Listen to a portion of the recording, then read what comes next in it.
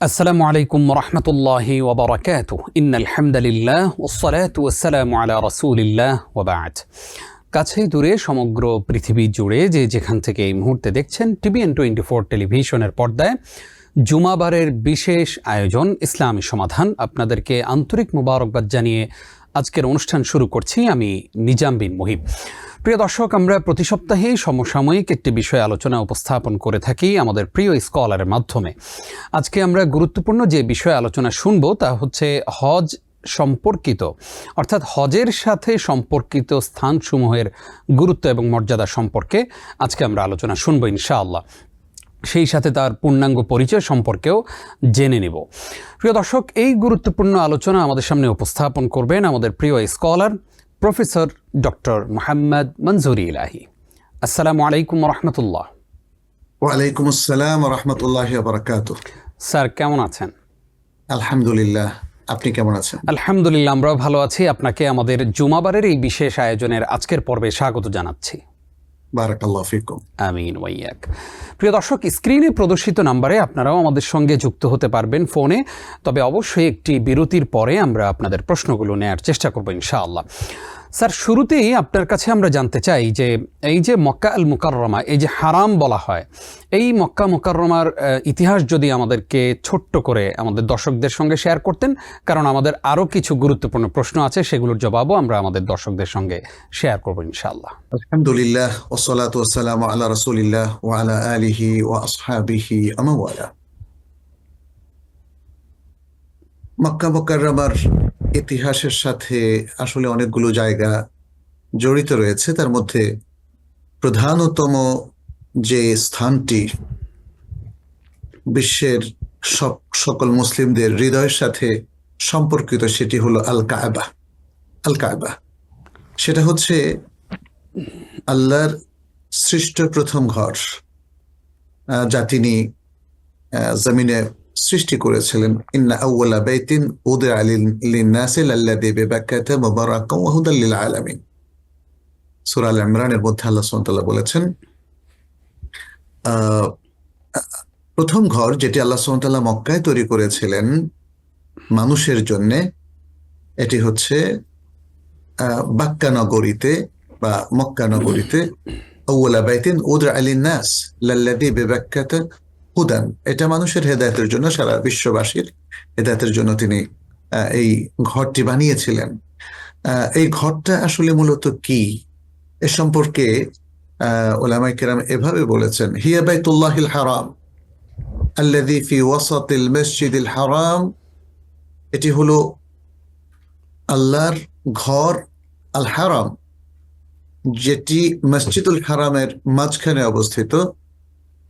এবং এ সম্পর্কে আল কোরআনে আল্লাহ সুবহানাহু ওয়া তাআলা উল্লেখ করেছেন। আল মাইদার ৯৭ নম্বর আয়াত বলেছেন, জাআলাল্লাহু আল কাবাতাল বাইতাল হারাম।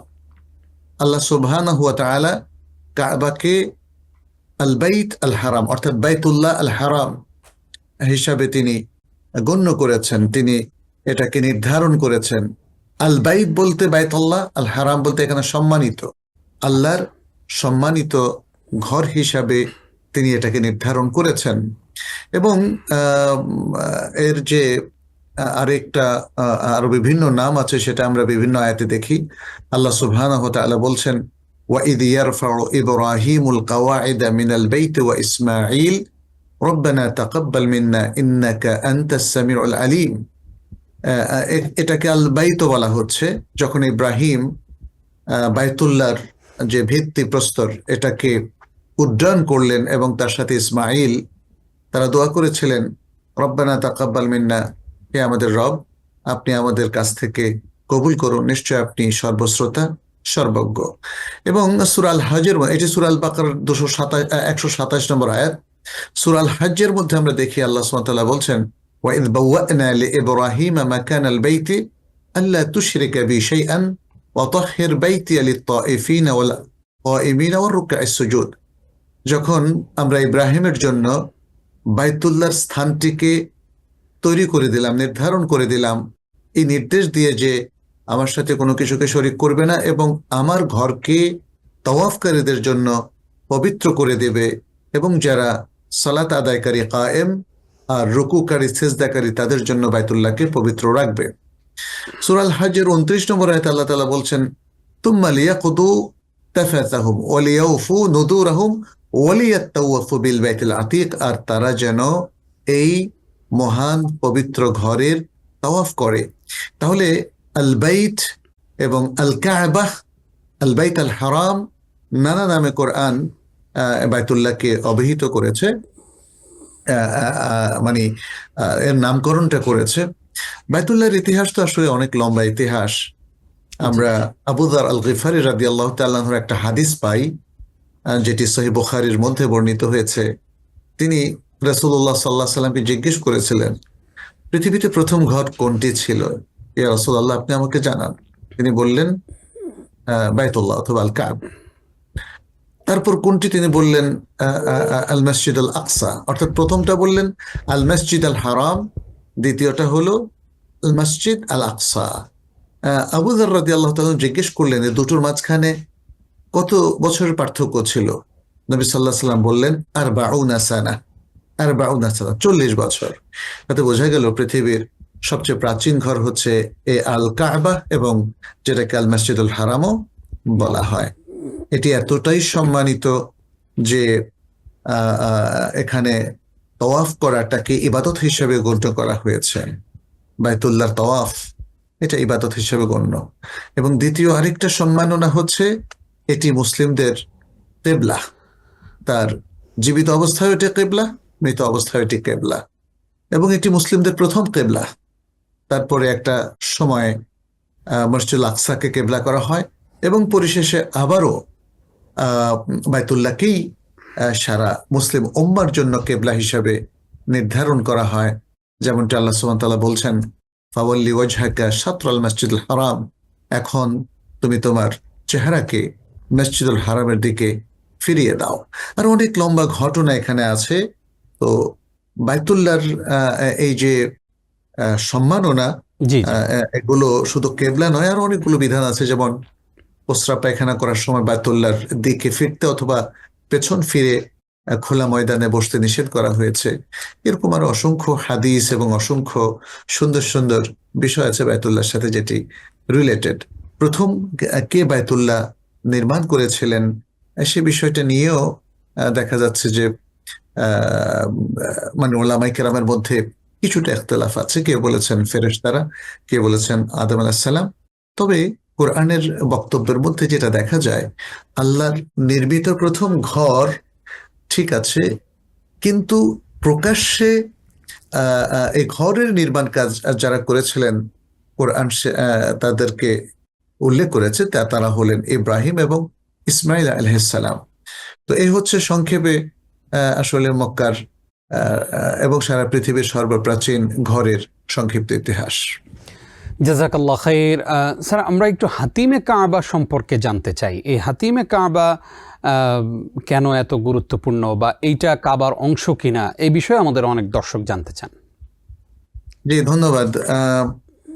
কাবার একটা মানে ইতিহাসের ঘটনা হলো এই যে কাবা একবার নষ্ট হয়ে গিয়েছিল, এর পুরো কাঠামোটা ভেঙে পড়েছিল। সেটা হয়তো বন্যার কারণে, এটা এভাবেই ইতিহাসের বইতে উল্লেখ করা হয়েছে। তখন নবী সাল্লাল্লাহু আলাইহি সাল্লাম বয়সে তরুণ ছিলেন। সে সময় মক্কার অধিপতিরা তারা কাবাকে পুনর্নির্মাণের উদ্যোগ গ্রহণ করে, এবং তারা শর্ত করেছে কাবা যেহেতু আল্লাহর ঘর, অতএব তাদের হালাল ইনকাম দিয়েই তারা কাবাকে পুনর্নির্মাণ করবে। সে অনুপাতে তারা টাকা জোগাড় করার পরে কাবাকে নির্মাণ করলো, এবং এখানে হাজার আসওয়াদ প্রতিস্থাপনের সেই সুন্দর ঘটনাটা আমরা জানি, যেখানে নবী সাল্লাল্লাহু আলাইহি সাল্লাম একটা কি রোল প্লে করেছিলেন। তার বুদ্ধিমত্তায় সম্প্রদায়গুলোর মধ্যে, কওমগুলোর মধ্যে বিভেদ এবং অনৈক্য কিংবা মারামারি থেকে তারা রক্ষা পেল। যাই হোক, এখানে দেখা গেল যে তাদের একটা সময়ে হালাল ইনকামটা শেষ হয়ে গেছে, আর কোনোটা হালাল ইনকাম নেই। ফলে কাবার কিছু অংশ বাকি ছিল, সেই অংশটা তারা নির্মাণ করেননি, হারাম দিয়ে সেটাকে তারা নির্মাণ করেননি। এটাই হলো হাতিমে কাবা, এবং এটাকে হিজরে ইসমাইলও বলা হয়। হিজরে ইসমাইল, তো এই জায়গাটা তারা আর তৈরি করেননি, কারণ তারা হারাম টাকা দিয়ে কাবা ঘর নির্মাণের সাহস তারা করেননি। এটাই হলো সংক্ষিপ্ত ইতিহাস। তাহলে হাতিমটা মূলত কারবারই অংশ।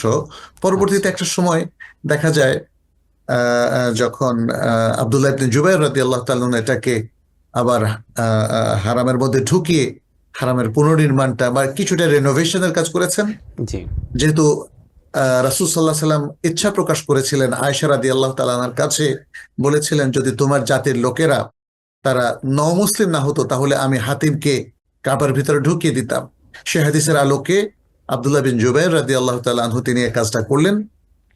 পরবর্তীতে হিজাজের গভর্নর হাজ্জাজ বিন ইউসুফ তিনি এটাকে আবার আগের কাঠামোতে নিয়ে যান, এবং পরবর্তীতে আর কেউ কাবার গায়ে আর হাত দেয়নি, কারণ আল্লাহর ঘরকে নিয়ে এভাবে একজন ভাঙবেন আরেকজন তৈরি করবেন তাদের ইচ্ছা পূরণের জন্য, সেটা গ্রহণযোগ্য নয়। সেই থেকে হাতিম এখনো কাবা থেকে একটু আলাদা হয়ে আছে, বাট হাতিমের বাইরে দিয়েই আমাদেরকে তওয়াফ করতে হবে। জি জি, আমরা গুরুত্বপূর্ণ একটি বিষয় জেনেছি। আমরা এবার জানতে চাই কাবার চার কোণ সম্পর্কে। যেহেতু একটা কর্নারে হাজরে আসওয়াদও আছে, এই চারটা কোণা সম্পর্কে আপনার কাছে এবার জানতে চাই। ধন্যবাদ।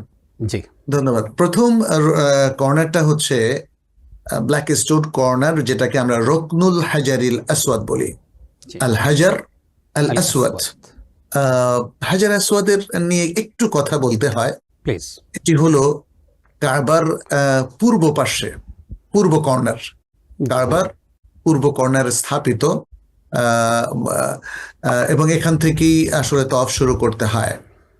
হাজারে আসওয়াদ সম্পর্কে শরঈ অনেকগুলো ভাষ্য আমরা পেয়ে থাকি, যার মূল কথা হলো হাজার আসওয়াদ এটা পৃথিবীর কোনো পাথর নয়, এটা জান্নাতের পাথর, এবং এটি দুধের চাইতেও শ্বেত শুভ্র ছিল, কিন্তু পরবর্তীতে বনি আদমের পাপের স্পর্শে এটি কালো আকার ধারণ করে। ইমাম নাসাই তার সুনান গ্রন্থে ইবনে আব্বাস রাদিয়াল্লাহু তাআলা আনহু থেকে একটা হাদিস বর্ণনা করেছেন। নবী সাল্লাল্লাহু আলাইহি ওয়াসাল্লাম বলেছেন, আল হাজারুল আসওয়াদু মিনাল জান্নাহ, হাজারে আসওয়াদ জান্নাতের পাথর। শেখ আলবানী হাদিসটাকে সহিহ বলে উল্লেখ করেছেন। আর ইমাম তিরমিজি আব্দুল্লাহ ইবনে আব্বাস রাদিয়াল্লাহু তাআলা আনহু থেকে আরেকটা হাদিস এভাবে বর্ণনা করেছেন যে নবী সাল্লাল্লাহু আলাইহি ওয়াসাল্লাম বলেন, নাজালুল হাজারুল আসওয়াদু মিনাল জান্নাহ, হাজার আসওয়াদ জান্নাত থেকে এটা অবতরণ করে নেমে আসে। ওয়া আশাদ্দু বায়াদাম মিনাল লাবান, এটি দুধের চাইতে অধিক শ্বেত শুভ্র। ফাসাওয়াদাতহু খাতায়া বনি আদম, বনি আদমের পাপ এটাকে কালোতে পরিণত করেছে। এবং এই হাদিসটাকে ইবনে খুজাইমা সহিহ বলে উল্লেখ করেছেন, শেখ আলবানীও সহিহ বলেছেন। তো যাই হোক, এটা হলো হাজার আসওয়াদের একটা ঘটনা।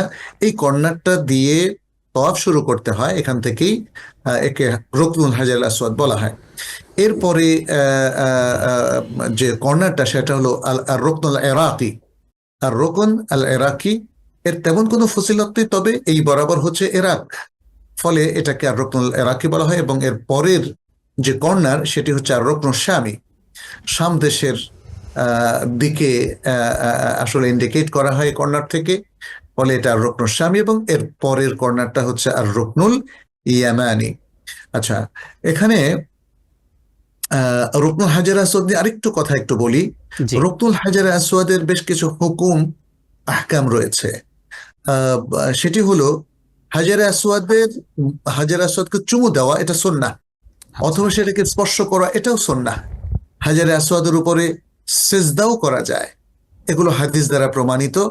সহিহ বুখারীর মধ্যে জুবাইর ইবনে আরাবি রাদিয়াল্লাহু তাআলা আনহু থেকে বর্ণিত হয়েছে, তিনি বলেন, সাআলা রাজুলুন ইবনে উমারিন আন ইসতিলামিল হাজার, একজন ব্যক্তি ইবনে উমর রাদিয়াল্লাহু তাআলা আনহুকে হাজার আসওয়াদ স্পর্শ করা নিয়ে বা চুমু খাওয়া নিয়ে জিজ্ঞেস করলে তিনি বললেন, রাআইতু রাসূলুল্লাহ সাল্লাল্লাহু আলাইহি ওয়াসাল্লাম ইয়াস্তালিমুহু ওয়া ইউকাব্বিলুহু, আমি রাসূল সাল্লাল্লাহু আলাইহি ওয়াসাল্লামকে দেখেছি তিনি এটাকে স্পর্শ করেছেন, এটাকে চুমু খেয়েছেন। ইমাম মুসলিম নাফে থেকে বর্ণনা করেন, তিনি বলেন, রাআইতু ইবনে উমর ইসতালাম আল হাজার আল আসওয়াদ ওয়া কাব্বালা বিয়াদিহি, আমি ইবনে উমর রাদিয়াল্লাহু তাআলা আনহুমাকে দেখেছি তিনি হাজার আসওয়াদকে স্পর্শ করেছেন এবং তার হাত দিয়ে এটাকে চুমু খেয়েছেন, এবং বলেছিলেন, ইবনে উমর রাদিয়াল্লাহু তাআলা বলেছিলেন, মা তারাকতুহু মুনযু রাআইতু রাসূলুল্লাহ সাল্লাল্লাহু আলাইহি ওয়াসাল্লাম ইয়াফআলুহু, আমি যখন রাসূল সাল্লাল্লাহু আলাইহি সাল্লামকে এমনটা করতে দেখেছি তখন থেকে আমি কখনোই এই কাজটাকে তরক করে নাই, অর্থাৎ হাজার আসওয়াদকে স্পর্শ করা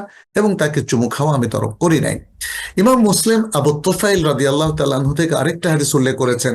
আবু তুফাইল রাদিয়াল্লাহু তাআলা আনহু বলছেন, রাআইতু রাসূলুল্লাহ সাল্লাল্লাহু আলাইহি ওয়াসাল্লাম ইয়াতুফু বিল বাইতি ওয়া ইস্তালিমু বিমিহজানা মাআহু ওয়া ইউকাব্বিলু আল মিহজান। তিনি বললেন যে আমি রাসূল সাল্লাল্লাহু আলাইহি ওয়াসাল্লামকে দেখলাম যে তিনি বায়তুল্লাহ তওয়াফ করতে গিয়ে একটা লাঠি দিয়ে সেই হাজার আসওয়াদকে স্পর্শ করলেন এবং সেটাকে তিনি চুমু খেলেন। তাহলে দেখতে পেলাম যে রাসূল সাল্লাল্লাহু আলাইহি ওয়াসাল্লাম হাত দিয়ে স্পর্শ করে হাতে চুমু খেলেন, লাঠি দিয়ে স্পর্শ করে তাতে চুমু খেলেন, অথবা সরাসরি হাজার আসওয়াদকে স্পর্শ করলেন এবং চুমু খেলেন। ইমাম বুখারী ইবনে আব্বাস রাদিয়াল্লাহু তাআলা আনহু থেকে আরেকটা হাদিস বর্ণনা করেন। তিনি বলেন, তাওয়াফা নবী সাল্লাল্লাহু আলাইহি ওয়াসাল্লাম বিল বাইতি আলা বাঈর। নবী সাল্লাল্লাহু আলাইহি ওয়াসাল্লাম বাইতুল্লাহ তাওয়াফ করলেন উটের পিঠে চড়ে। কুল্লামা আতা আর-রুকনা আশারা ইলাইহি বিশাইইন কানা ইনদাহু কাব্বারা।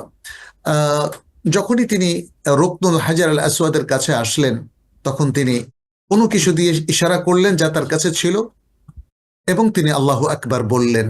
তাহলে বোঝা গেল রুকনুল হাজার আসওয়াদকে ঘিরে বেশ কিছু আমলও রয়েছে। এখানে একটা মজার হাদিস আছে সহিহ বুখারীর, সেটি ওমর ইবনুল খাত্তাব রাদিয়াল্লাহু তাআলা আনহু থেকে বর্ণিত। তিনি কি করলেন, ওমর ইবনুল খাত্তাব রাদিয়াল্লাহু তাআলা আনহু তিনি হাজার আসওয়াদকে চুমু খেলেন, সেজদাও দিলেন। এরপর বললেন যে আমি রাসূল সাল্লাল্লাহু আলাইহি ওয়াসাল্লামকে এমনটি করতে দেখেছি। আরেকটা হাদিসে তিনি বলেছেন যে হাজার আসওয়াদকে উল্লেখ করে তিনি বলছেন যে ইন্নী আ'লামু আন্নাকা লা তাদুররু ওয়া লা তানফা। আমি নিশ্চয়ই জানি যে হে হাজার আসওয়াদ, তুমি কোনো ক্ষতিও করতে পারো না, ওয়ালা তানফা, এবং কোনো উপকারও করতে পারো না, কারণ ক্ষতি এবং উপকার এগুলো আল্লাহর পক্ষ থেকে আসে। তিনি বললেন, ওয়ালাউলা আন্নী রাআইতু নাবিয়্যা সাল্লাল্লাহু আলাইহি ওয়াসাল্লাম ইউকাব্বিলুকা মা কাব্বালতুক। আমি যদি নবী সাল্লাল্লাহু আলাইহি ওয়াসাল্লামকে না দেখতাম যে তিনি তোমাকে চুমু খেয়েছেন, তাহলে আমি তোমাকে চুমু খেতাম না। সুতরাং আমার চুমু খাওয়াটা এটা নবী সাল্লাল্লাহু আলাইহি ওয়াসাল্লামের সুন্নাহকে ফলো করা, নাথিং এলস, অন্য কোনো কিছু নয়। সুতরাং হাজারে আসওয়াদ এটা ফজিলতপূর্ণ একটা জায়গা। আমি রুকনুল ইয়ামানি সম্পর্কে একটু বলছিলাম। রুকনুল ইয়ামানি হচ্ছে হাজারে আসওয়াদের কর্নারের আগের কর্নার। এই জায়গায় সুন্নাহ হচ্ছে হাত দিয়ে স্পর্শ করা, এই বরাবর হচ্ছে ইয়ামান, ফলে এটাকে রুকনুল ইয়ামানি বলা হয়।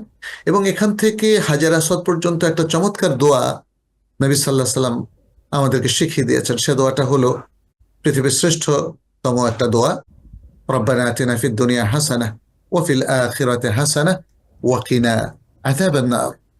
চমৎকার দোয়াটা পড়তে পড়তে হাজার আসওয়াদ পর্যন্ত আসতে হবে এবং তারপর একটা তাওয়াফ শেষ হলো, এভাবে সপ্তম চক্র হাজার আসওয়াদের কাছে এসে শেষ হবে।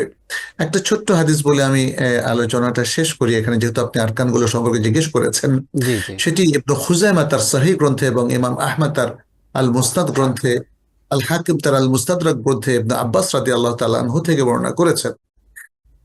ইবনে আব্বাস রাদিয়াল্লাহু তাআলা আনহু বলেন, ইন্না লিহাদাল হাজারি লিসানান ওয়া শাফাতাইন ইয়াশহাদু লিমান ইসতালামাহু ইয়াউমাল কিয়ামাতি বিহাক্কিন। এই পাথরটার, এই কালো পাথরটার একটা লিসান আছে, অর্থাৎ একটা জিহ্বা আছে এবং দুটো ঠোঁট আছে। সে যে ব্যক্তি তাকে স্পর্শ করবে, অর্থাৎ চুমু খাওয়া, স্পর্শ করা, এভরিথিং, তাহলে কিয়ামতের দিন সে তার পক্ষে সত্য সহকারে সাক্ষ্য দেবে। তার মানে হাজার আসওয়াদকে চুমু খেলে বা স্পর্শ করলে সে তার পক্ষে সাক্ষ্য দেবে। এমনি আরো সুন্দর সুন্দর সব হাদিস আছে। বিশেষ করে হাজার আসওয়াদকে কেন্দ্র করে আমরা 4টা রোকন সম্পর্কে সংক্ষিপ্ত বিবরণটা দিলাম এখানে। জাযাকাল্লাহ খাইর। অনেক সুন্দর একটি আলোচনা আমরা আজকের এপিসোডে আমরা আমাদের দর্শকদেরকে উপহার দিতে পেরেছি, আলহামদুলিল্লাহ। স্যার, আসবো আপনার কাছে আবার ইনশাআল্লাহ ছোট্ট একটি বিরতির পর। প্রিয় দর্শক, আপনারা দেখছেন TBN 24 টেলিভিশনের সাপ্তাহিক জীবন ঘনিষ্ঠ আলোকিত আয়োজন ইসলামী সমাধান। অনুষ্ঠানের পর্যায়ে ছোট্ট একটি বিরতি নিচ্ছি, আশা করছি সঙ্গেই থাকবেন। স্বাগত আরও একবার। প্রিয় দর্শক, দেখছেন ইসলামী সমাধান। আমরা গুরুত্বপূর্ণ আলোচনা শুনেছি। আজকে হজ সম্পর্কিত বিভিন্ন স্থানের আলোচনা করেছিলেন আমাদের প্রিয় স্কলার ডক্টর মোহাম্মদ মনজুর ইলাহি। স্যার নিশ্চয়ই আরও আলোচনা করবেন।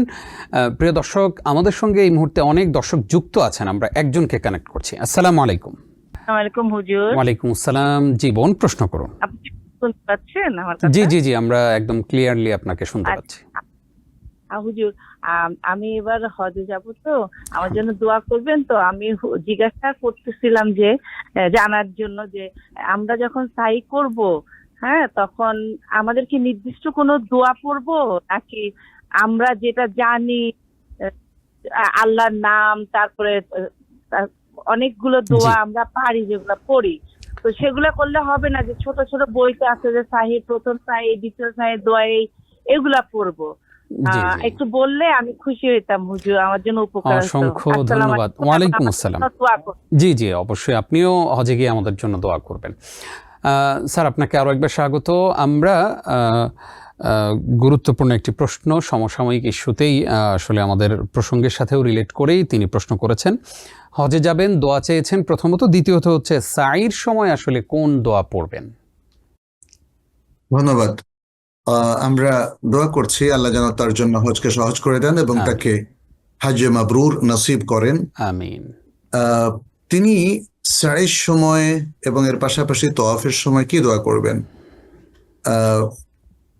সাইর সময় কিছু মাসনুন দোয়া রয়েছে জি এবং তওয়াফের সময়ও কিছু অল্প কিছু মাসনুন দোয়া আছে। আমি তওয়াফটা যদিও তিনি জিজ্ঞেস করেননি, আমি সেটা থেকে বলে নেই। যেমন তিনি তো শুরু করবেন রুকনুল হাজার আল আসওয়াদ থেকে। শুরুতে বিসমিল্লাহ বলে শুরু করবেন, তারপর আল্লাহু আকবার বলবেন। এরপরে আর প্রতিবার বিসমিল্লাহ বলা লাগবে না, আল্লাহু আকবার বলবেন যতবারই তিনি হাজার আসওয়াদ বরাবর পৌঁছেন। তবে তিনি হাজার আসওয়াদের আগের যে কর্নার রুকনুল ইয়ামানি, সেখানে পৌঁছার পরে পারলে ডান হাত দিয়ে স্পর্শ করবেন, চুমু খেতে হবে না। আর সেখান থেকে তিনি একটা দোয়া পড়া শুরু করবেন, রব্বানা আতিনা ফিদ দুনিয়া হাসানা ওয়া ফিল আখিরাতি হাসানা ওয়া কিনা আযাবান নার। পৃথিবীর শ্রেষ্ঠতম একটা দোয়া।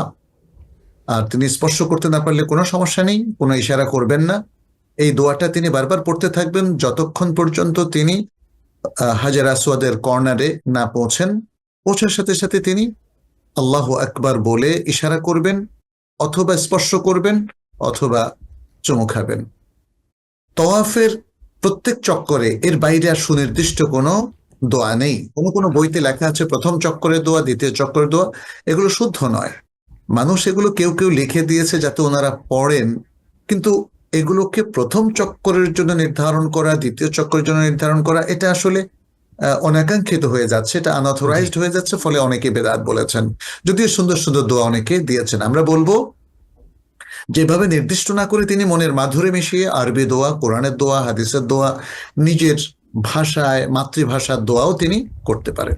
জি সারির মধ্যে এসে তিনি কি করবেন?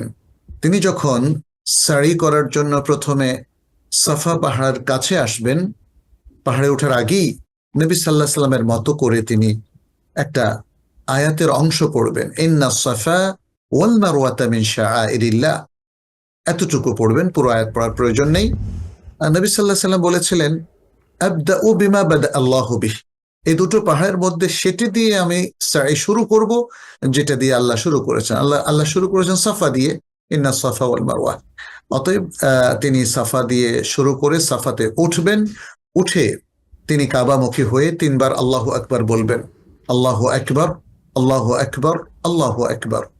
এরপর তিনি বলবেন শাহাদাতের একটা সুন্দর আযকার, একটা সুন্দর দোয়া। সেটি হচ্ছে লা ইলাহা ইল্লাল্লাহু ওয়াহদাহু লা শারীকা লাহ, লাহুল মুলকু ওয়া লাহুল হামদু ওয়া হুয়া আলা কুল্লি শাইইন কাদির। এরপর বলবেন লা ইলাহা ইল্লাল্লাহু ওয়াহদাহু আনজাযা ওয়া'দাহু ওয়া নাসারা 'আবদাহু ওয়া হাযামাল আহজাবা ওয়াহদাহু। এটা যদি তিনবার উল্লেখ করেন সেটা সুন্নাহ, সেটা উত্তম। রাসূল সাল্লাল্লাহু আলাইহি ওয়াসাল্লাম এমনটি করেছিলেন। এই পুরো আযকার গুলোকে তিনি তিনবার উল্লেখ করেছেন। বলে আল্লাহু আকবার হয়ে গেছে 9 বার, বাকি দুটো তিনবার করে। এরপরে নবী সাল্লাল্লাহু আলাইহি ওয়াসাল্লাম সেখানে মনের মাধুরী মিশিয়ে একটু লম্বা দোয়া করলেন, 1-2 মিনিট 3 মিনিট এরকম। সেখানে কি দোয়া করেছিলেন এটা আর হাদিস উল্লেখ করা হয়নি, অর্থাৎ এটা ওপেন থাকলো, উন্মুক্ত থাকলো। এরপরে তিনি পাহাড় থেকে নামলেন। পাহাড় থেকে নামার পরে মিলাইন আল আখদারাইন, যেটা সবুজ এরিয়াটা, এখানে পুরুষরা একটু দৌড়াবে, মেয়েরা দৌড়াবে না। এখানে একটা বেকেরের কথা কেউ কেউ উল্লেখ করেছেন, আবার অনেক উলামায়ে কেরাম বলেছেন যে না, এই এই দোয়াগুলো অতটা নির্ভরযোগ্য নয়। অতএব আমরা বলবো যে এই যে সাফা থেকে নেমে তিনি মারওয়াতে যাচ্ছেন, সেই পর্যন্ত তিনি মনের মাধুরী মিশিয়ে ওপেন, যা ইচ্ছা পড়তে পারেন। যে কোনো আয়াত পড়বেন, কোরআন থেকে দোয়া পড়বেন, হাদিস থেকে দোয়া পড়বেন, নিজের মাতৃভাষা দোয়া পড়তে পারেন। মারওয়ায় গিয়ে তিনি একই কাজ করবেন, একই আজকারগুলো পড়বেন যেটা তিনি সাফাতে করেছিলেন, সে কাবামুখী হয়ে, এবং তারপর একটু দোয়া করবেন। এভাবে 7টা সারির মধ্যে প্রত্যেকবার পাহাড়ে উঠে তিনি একই আজকারগুলো এবং একইভাবে দোয়া করবেন। এখানে আর অন্য কোনো কিছু নির্দিষ্ট নেই, সবকিছু এখানে উন্মুক্ত। জি জি, আশা করি আমাদের বোন তার প্রশ্নের জবাব পেয়ে গেছেন। প্রিয় বোন, স্যার যেই দোয়াটি শুরুতেই কোরআনের আয়াত যেটি আপনাদেরকে শুনিয়েছেন, ইন্নাস সফা ওয়াল মারওয়াতা মিন শাআইরিল্লাহ, এটি সূরা বাকারার 158 নম্বর আয়াত। নিশ্চয়ই আয়াতটি আপনি মুখস্থ করে নেবেন ইনশাআল্লাহ। এই মুহূর্তে আমাদের সঙ্গে আরও একজন দর্শক আছেন। আসসালামু আলাইকুম। দর্শক নিশ্চয়ই আমাদেরকে শুনছেন, আপনি টেলিভিশনের ভলিউম কমিয়ে আমাদেরকে প্রশ্ন করুন। আসসালামু আলাইকুম। আসসালামু আলাইকুম ওয়া রাহমাতুল্লাহি ওয়া বারাকাতুহু। আসসালামু রাহমাতুল্লাহ। হুজুর, আমার প্রশ্ন হলো, আমাদের এক বোন নিউ ইয়র্ক থেকে জাপানে যাবেন, তো ওখানে গিয়ে কতদিন ওনাকে কসর পড়তে হবে? মানে 1 মাসে পড়বেন নাকি কতদিন হুজুর? এটা একটা কথা। জি, আর আমরা যারা হজে গিয়া রুকনে ইয়ামানিটা তো শিখে পাই না, ধাক্কা ধাক্কি, আর হজে আসওয়াদ তো চুম্বন দিতে পাই না, তাহলে আমাদের জন্য কি সাফাহাত করবেন না তিনি? জি, এই একটা। ধন্যবাদ আপনাকে, আপনি থাকুন আমাদের সঙ্গে। স্যার, আমাদের বোন প্রশ্ন করেছেন নিউ ইয়র্ক থেকে একজন জাপানে যাবেন, তো 1 মাস উনি ওনার কথার দ্বারাই আমরা বুঝতে পারলাম যে 1 মাস হয়তো থাকবেন, যে 1 মাসে কি ওনাকে কসর করতে হবে কিনা, নাকি কয়দিন করবেন কসর? আচ্ছা, এটি হচ্ছে সফরের নিয়তে যদি সেখানে কন্টিনিউ করেন, সফরের নিয়তটা কন্টিনিউ করার অনেক সুরত হতে পারে, বাট আমরা মানে এটা ধরে নিচ্ছি যে তিনি মুসাফির হিসাবে থাকছেন, তাহলে কসর করতে পারবেন। যদি তিনি কোনো মুকিম ইমামের পেছনে কোনো মসজিদে বা কোথাও সালাত পড়েন, তাহলে তাকে পুরো করতে হবে। তবে সফর অবস্থায় আমরা জানি যে রাতের সালাগুলো তাকে পড়তে হবে না, এবং তিনি 4 রাকাত ওয়ালা সালাতকে একাকি পড়লে কসর করবেন। তাহলে মানে কয়েকটা বিষয়, সেটি হচ্ছে মুকিমের পেছনে তিনি কসর করতে পারবেন না। তবে ইমাম যদি মুসাফির হয়, তার পেছনে তিনি, যেহেতু ইমামও কসর করছে, তিনি কসর করতে পারবেন। একাকী নামাজ পড়ার ক্ষেত্রে তিনি কসর করবেন। রাতে বা সুন্নাতে মুআক্কাদা যে সালাতগুলো, সেগুলো তাকে পড়তে হবে না। তবে তিনি বেতের পড়বেন, এবং ফজরের ফরজের আগের যে 2 রাকাত, সেটা তিনি পড়বেন। এটা হচ্ছে সফর অবস্থায় তার করণীয়। এরপর যদি ধরে নেই তিনি কোথাও লম্বা টাইম থাকবেন, সেটা 20 দিন 30 দিন, যে কদিনই হোক, তিনি যদি মনে করেন যে তিনি মুকিম হিসাবে থাকছেন, নিয়তটা পাল্টে ফেলেন, তাহলে তার জন্য সেটাও জায়েজ হবে। কারণ ইকামতের নিয়তের জন্য সর্বনিম্ন 4 দিন বলেও উলামায়ে কেরাম হাদিসের আলোকে বলেছেন। ফলে বিষয়টা নির্ভর করবে তিনি কি সেখানে মানে থাকার নিয়ত করছেন, ইকামতের নিয়ত করছেন, মুকিম হওয়ার নিয়ত করছেন, নাকি তিনি তার ট্রাভেলার হিসাবে, মুসাফির হিসাবে নিয়তটা কন্টিনিউ করছেন। তার উপর নির্ভর করবে তিনি কসর করতে পারবেন কি পারবেন না, যেটা আমি একটু আগেই ভালো ব্যাখ্যা করে বলেছি। জি, আমরা উত্তর পেয়ে গেছি। আমাদের বোন আরেকটি প্রশ্ন করেছেন যে রুকনে ইয়ামানি অথবা হাজরে আসওয়াদ তো আমরা ছুঁইতে পারবো না, তো হাজরে আসওয়াদ কি আমাদের জন্য সুপারিশ করবে না তাহলে? যে হাদিসটা এসেছে সেখানে হাজারে আসওয়াদ যারা স্পর্শ করে বা চুমু খায় তাদের পক্ষে সাক্ষ্য দিবে বলে এসেছে। আপনি মানে যদি ইশারা করেন, তাহলে আমরা যেটা এই হাদিসের মধ্যে ইশারাকারীর জন্য সাক্ষ্য দেওয়ার কথা উল্লেখ করে নাই। তবে মনে রাখবেন এই যে আপনি হজ করছেন, এর পক্ষে তো আপনার নিজের শরীরই সাক্ষ্য দেবে, আপনার জুলুদ বা শরীরের চামড়াও সাক্ষ্য দেবে, আপনার অঙ্গ প্রত্যঙ্গগুলো সাক্ষ্য দেবে। ফলে কোথাও কোনো বিশেষ যদি ফজিলত বর্ণিত হয়, আমি সেটা করতে না পারি, তবে সেটা কেন পাওয়াটা জরুরি নয়। আপনি হাজার আসওয়াদ স্পর্শ এবং চুমু খেতে না পারলে, তাহলে সে ফজিলতটা আপনার মিস হলো, বাট আর সব তো আপনার ফজিলত থেকেই গেল, তাই না? একটা হজের এত বিশাল ফজিলত, যে হজটা যদি হজে মাবরুর হিসাবে কবুল হয়, তাহলে জান্নাত ছাড়া তো আর কোনো কিছুই নেই পুরস্কার হিসেবে, অর্থাৎ জান্নাতই আপনার একমাত্র পুরস্কার। কোনোটাই তো কম নয়, কোনোটাই কম নয়। আপনি যদি এই ফজিলতটা পেতে চান, কিয়ামতের দিন হাজরে আসওয়াদ আপনার পক্ষে সাক্ষ্য দেবে, এই ফজিলতটা পেতে চান, তাহলে আপনি যে কোনো সময় একবার হলেও চেষ্টা করবেন এই হাজরে আসওয়াদটাকে স্পর্শ করতে বা চুমু খেতে। আশা করি আমাদের বোন তার 2টি প্রশ্নেরই জবাব পেয়েছেন। আরো একজন দর্শক আছেন এই মুহূর্তে আমাদের সঙ্গে। আসসালামু আলাইকুম। ওয়ালাইকুম আসসালাম। আসসালামু আলাইকুম হুজুর, আপনারা ভালো আছেন? জি আলহামদুলিল্লাহ, আশা করি আপনিও ভালো আছেন। আলহামদুলিল্লাহ। প্রথমে আপনাদের কাছে, দুজনের কাছে একটু দোয়া চাইতেছি, আপনারা দোয়া করবেন আমাদের জন্য। জি জি। আর আমার 2টা প্রশ্ন হচ্ছে হুজুরের কাছে আজকে। প্রথম প্রশ্নটা হচ্ছে হজ নিয়ে।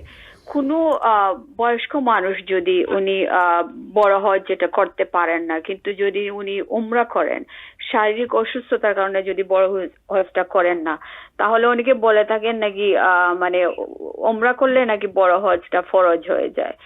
এটা একটু হুজুর বলবেন, আসলে এটা মানে কি জানতে চাইতেছি। জি। আর আমার সেকেন্ড কোয়েশ্চনটা হচ্ছে যে আমরা যখন নামাজের মধ্যে যেমন সূরা ফাতিহা পড়ে একটা একটা সূরা মিলে প্রতি রাকাতে, তো যখন প্রতি রাকাতে সূরা ফাতিহা বা অন্যান্য সূরাগুলা পড়বো, তখন কি বিসমিল্লাহ বলে আউযুবিল্লাহ বিসমিল্লাহ বলে শুরু করব, নাকি প্রথমে শুরু করলে এরকম হয়ে যায়? এবং যেমন ফজর বা মাগরিবের নামাজের পরে যে দুরুদগুলা পড়ি বা তাসবিহগুলা পড়ি, প্রত্যেকটা একটার পরে আরেকটা যখন শুরু করব, তখন কি বিসমিল্লাহ বলে করব নাকি কন্টিনিউ এমনিতে করে? জি, আমরা প্রশ্ন পেয়ে গেছি। জি, আপনি থাকুন আমাদের সঙ্গে। স্যার, প্রথম প্রশ্নটা ছিল আমাদের বোনের যে কোনো বয়স্ক লোক যদি হজ করতে না পারেন, তাহলে তিনি যদি উমরা করেন, উমরার পরে কি কারো উপর হজ ফরজ হয় কিনা? বয়স্ক হোক, তরুণ হোক, আর যেই হোক, কারো যদি উমরা করার মতো সামর্থ্য হয়, তাহলে তিনি উমরা করবেন, এতে কোনো বাধা নেই। জি। এখন উমরা করার পরে যদি তার হজের সামর্থ্য হয়, তাহলে হজ ফরজ হবে। আর যদি সামর্থ্য না হয়, তাহলে হজ কিভাবে ফরজ হবে? কারণ আল্লাহ সুবহানাহু ওয়া তাআলা তো সূরা আল ইমরানের মধ্যে স্পষ্ট করে বলেছেন, ওয়ালিল্লাহি আলান নাসি হিজ্জুল বাইতি মান ইসতাতা ইলাইহি সাবিলা। সাবিলা, যে আল্লাহর জন্য মানুষের উপর ফরজ হলো বায়তুল্লাহর হজ করা যারা সামর্থ্য রাখে তাদের জন্য। এখন যারা সামর্থ্য রাখে না, কিভাবে আমরা বলি যে তার উপর ফরজ হবে? শুধু বায়তুল্লাহ দেখতে পেলেই বা সেখানে একবার গিয়ে ওমরা করলো তাতেই ফরজ হয়ে যাবে? এর পক্ষে কোনো দলিল আছে বলে আমার জানা নেই। জি, আশা করি আমাদের বোন প্রথম প্রশ্নটির জবাব পেয়েছেন। তার আরেকটি প্রশ্ন ছিল যে সূরা ফাতিহার পরে অন্য কোনো সূরা মিলানোর ক্ষেত্রে কি আউযুবিল্লাহ বিসমিল্লাহ পড়তে হবে কিনা? আত্তাহিয়াতু, দোয়ায়ে মাসুরা বা দুরূদ শরীফ পড়ার ক্ষেত্রেও প্রত্যেকটার পরে পরে কি বিসমিল্লাহ বা আউযুবিল্লাহ পড়তে হবে কিনা? সূরা আল ফাতিহার আগে বিসমিল্লাহ পড়তে হবে। আউযু বিল্লাহ পড়াটা এটা অপশনাল। বিসমিল্লাহ পড়তে হবে, কারণ প্রত্যেক সূরার শুরুতে বিসমিল্লাহ পড়াটা ওয়াজিব। এখন সূরা আল ফাতিহার পরে কেউ যদি কোনো আরেকটা সূরা, যেমন সূরাতুল ইখলাস আপনি পড়লেন, তখন মনে মনে বিসমিল্লাহ পড়ে নেবেন, অর্থাৎ সূরাতুল ইখলাসের আগেও বিসমিল্লাহ পড়বেন। কিন্তু যদি সূরার মাঝখান থেকে পড়েন, তাহলে আপনাকে আর পড়তে হবে না, কারণ আপনি তো আউযু বিল্লাহ শুরুতেই পড়ে নিয়েছেন, বিসমিল্লাহ পড়ে নিয়েছেন। এরপরে আপনি যেমন ইন্নাল্লাযীনা কাফারু সাওয়াউন আলাইহিম আআনযারতাহুম আম লাম তুনযিরহুম লা ইউমিনুন, আপনি সূরার মাঝখান থেকে পড়া শুরু করলেন, তখন বিসমিল্লাহ আউযু বিল্লাহ কোনোটা না পড়লে চলবে। তবে একদম শুরুতে যখন সালাতের বাইরে কেউ মাঝখান দিয়ে পড়বেন, তখন আউযু বিল্লাহ পড়াটা সুন্নাহ, বিসমিল্লাহ পড়াটা জরুরি নয়। আর যেটা বলেছেন অন্যান্য আজকারের আগে, যেমন তাশাহুদ কিংবা দুরুদ, এগুলোর আগে বিসমিল্লাহ পড়বে কিনা, উত্তর হচ্ছে যে না, এগুলোর আগে বিসমিল্লাহ পড়ার কোনো বিধান নেই। জি। বরং কেউ যদি এই রেওয়াজটা করেন, তাহলে এটা তার জন্য শোভনীয় হবে না, কারণ তিনি নতুন কোনো কিছু চালু করলেন যেটা তার জন্য সঠিক নয়। আশা করি বিষয়টা স্পষ্ট হয়েছে। জি, আমরা জানতে পেরেছি গুরুত্বপূর্ণ আরো একটি বিষয়। এই মুহূর্তে আমাদের সঙ্গে কে আছেন? আসসালামু আলাইকুম। আমার প্রশ্ন হচ্ছে যে আপনার হজ আপনার কি একবার করতে হবে না জীবনে, নাকি আপনার 4 বার 5 বার 6 বার বা 7 বার করতে হবে? অনেকে দেখি যে হজ করতে যাচ্ছে, আমার এক বন্ধু যেমন, উনি এবারও হজে গেলেন, উমরা হজ করতে একবার করেছেন 8-10 বছর আগে, তো উনি এরপর আরো 5-6 বার টোটাল করেছেন। জি এখন আমি বলতেছি যে এই হজ গুলা কি উনি বলছেন যত বেশি হজ করবেন তত আপনার আল্লাহর কাছে আপনি পৌঁছতে পারবেন। জি কিন্তু ওই ভদ্রলোক উনি ওনার আশেপাশে যারা গরিব লোক আছে তাদেরকে কোনো সাহায্য করেন না, কিছু করেন না। এটা কোনটা ফরজ ওনার জন্য? কি জি। বারবার হজ করা নাকি আমরা গরিবদের প্রতি আমরা দেখা বুঝতে নেওয়া? পেরেছি, আপনি থাকুন আমাদের সঙ্গে। স্যার, আপনার কাছে আমরা প্রসঙ্গত একটু জানতে চাই, অনেকে উমরাকে এবং হজকে গুলিয়ে ফেলেন, দুইটাকেই হজ বলেন, এবং উমরাকেও বারবার করলে সেটাকেই বলে যে বারবার হজ করছে। আসলে বিষয়টি কি? ধন্যবাদ। ওমরাটা হজ নয়, ওমরা তো ওমরাই। জি জি ওমরাকে কোরআন হাদিসে কোথাও হজ বলা হয়নি। জি হজ হচ্ছে যেটি জিলহজ মাসের এই যে ইয়ম আরাফা থেকে আরম্ভ করে পরবর্তী দিনগুলোতে করা হয়, এবং মূলত হজের মূল পর্ব শুরু হয় 8 তারিখ থেকে। 8ই জিলহজ মিনায় অবস্থানের মধ্য দিয়ে, সেটা সুন্নাহ।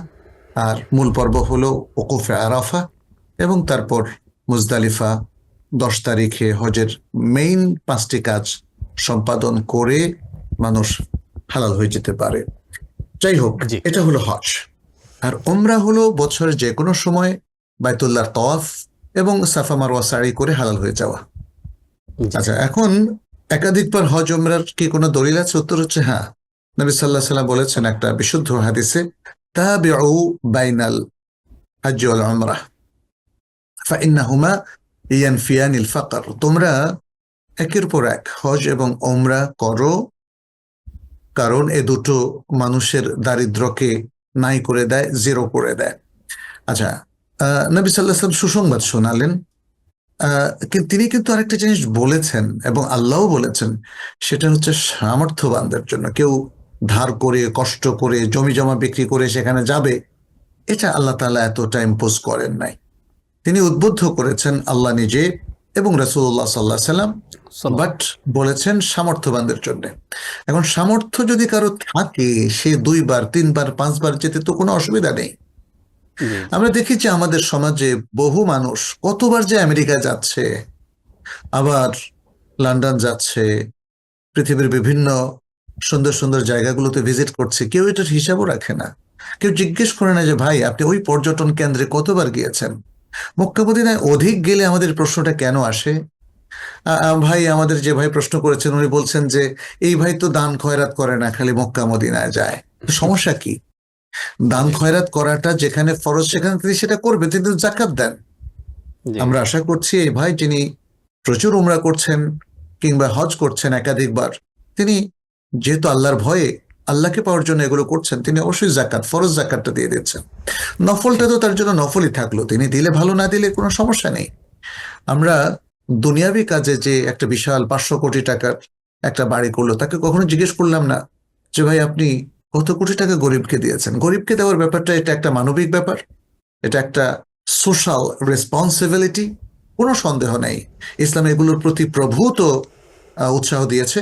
আমরা এখানে এতটুকুই বলবো যে আসলে রাসূল সাল্লাল্লাহু আলাইহি সাল্লাম মানুষকে একাধিক ওমরা করার জন্য উদ্বুদ্ধ করেছেন কয়েকটা কারণে, এবং হজও যদি সে একাধিক করে তাতেও সেটা জায়েজ আছে, এবং সেটা রেকমেন্ডেড, কারণ মানুষ হজ উমরা করার মধ্য দিয়ে আল্লাহর সাথে কানেক্টেড হয়, সে ভালো মানুষে পরিণত হয়, এবং তখন তার মধ্যে দান খয়রাত এগুলো করার বা সোশ্যাল ডেভেলপমেন্টের কাজ করা, চ্যারিটির কাজ করা, এগুলোর জন্য তার মধ্যে একটা মনোবৃত্তি তৈরি হয়। আপনি হয়তো বলবেন আমি যে লোকটাকে দেখেছি তার তো তৈরি হয় নাই। এখন তার কেন তৈরি হয় নাই সেটাও দেখতে হবে, এর পেছনে অনেক কারণ থাকতে পারে। আপনি জি এর জন্য হজকে তো দায়ী করতে পারেন না, জি আপনি এর জন্য ওমরাকে তো দায়ী করতে পারেন না। ভালো কাজগুলোকে মানুষের খারাপ স্বভাবের জন্য দায়ী করা উচিত নয়। জি হয়তো তিনি ভালো করে গাইডেন্স পান নাই, কারো ইসলামিক হতে পারে। কাউন্সিলিং জি, পান জি। নাই। জি, জাযাকাল্লাহ খাইর স্যার, আমরা অনেকগুলো বিষয় জানলাম, কষ্ট করে আপনি আজকে আমাদেরকে সময় দিয়েছেন, অনেক গুরুত্বপূর্ণ আলোচনা আজকে শুনেছি। আল্লাহ তাআলা আমাদেরকে হায়াতে বাঁচিয়ে রাখলে আগামী সপ্তাহে আমরা হজের বিষয়ে অন্য কোনো একটি বিষয়ে আমরা আলোচনা শুনবো আপনার কাছ থেকে। আল্লাহ তাআলা ইনশাআল্লাহ। আপনাকে সব সময় ভালো রাখুন, সুস্থ রাখুন। আমাদেরকে সময় দেওয়ার জন্য আপনাকে ধন্যবাদ জানাচ্ছি। বারাকাল্লাহু ফিক। আমিন ওয়াইয়াক। প্রিয় দর্শক, এতক্ষণ যারা আমাদের সঙ্গে ছিলেন আপনাদেরকেও ধন্যবাদ জানিয়ে শেষ করছি আজকের আয়োজন। দেখছিলেন TVN 24 টেলিভিশনের জুমাবারের বিশেষ আয়োজন ইসলামী সমাধান। বিদায় নিচ্ছি আজকের মতো। ইনশাআল্লাহ আল্লাহ তাআলা হায়াতে বাঁচিয়ে রাখলে আগামী সপ্তাহে ঠিক একই সময় দেখা হয়ে যাবে। আল্লাহ তাআলা আপনাদেরকে ভালো রাখুন, সুস্থ রাখুন। আসসালামু আলাইকুম ওয়া রাহমাতুল্লাহি ওয়া বারাকাতুহু। وما أرسلنا من قبلك إلا رجالا نوحي إليهم فاسألوا أهل الذكر إن كنتم لا تعلمون। TBN 24 টেলিভিশন দেখতে আজই কল করুন 7187776556। লগ ইন করুন www.totalcablebd.com। নিউ ইয়র্ক থেকে সম্প্রচারিত TBN 24 টেলিভিশন বিশ্বজুড়ে বাঙালির কণ্ঠস্বর।